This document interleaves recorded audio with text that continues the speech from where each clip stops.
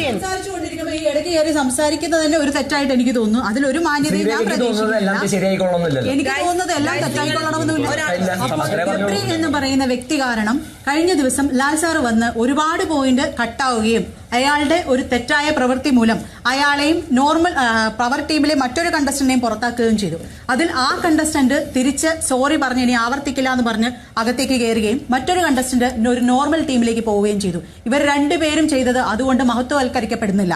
അതുകൊണ്ട് തന്നെ ഗബ്രി എന്ന് പറയുന്ന വ്യക്തിക്ക് യാതൊരു സ്റ്റാൻഡുമില്ല എന്ന് ഞാൻ കരുതിക്കൊണ്ട് അവിടുത്തെ ഏറ്റവും വീക്ക് ലിങ്ക് ഗബ്രി ആണെന്നാണ് എന്റെ അഭിപ്രായം. അടുത്ത ക്വസ്റ്റ്യനിലേക്ക് പോവാം.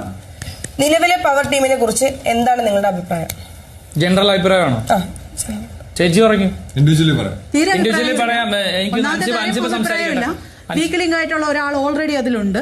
പിന്നെ ബാക്കിയുള്ളവർ കഴിവുള്ള ആളുകളാണ്. കാരണം ഓരോരുത്തരും അവരവരുടെ സ്പേസിൽ നിങ്ങൾ പോലും ക്ഷമിച്ചുകൊണ്ട് നിന്നിട്ടാണ് നാലാമതൊരാൾക്ക് അവസരം കൊടുത്തുകൊണ്ടിരിക്കുന്നത്. അപ്പോൾ ബാക്കി 3 പേരും പറയുന്നത് കൃത്യമായിട്ടുള്ള കാര്യങ്ങളാണ്. അത് നമ്മൾ അക്സെപ്റ്റ് ചെയ്യുന്നുണ്ട്. നമ്മൾ മാത്രമല്ല, അവിടെയുള്ള എല്ലാ ആളുകളും അക്സെപ്റ്റ് ചെയ്യുന്നു.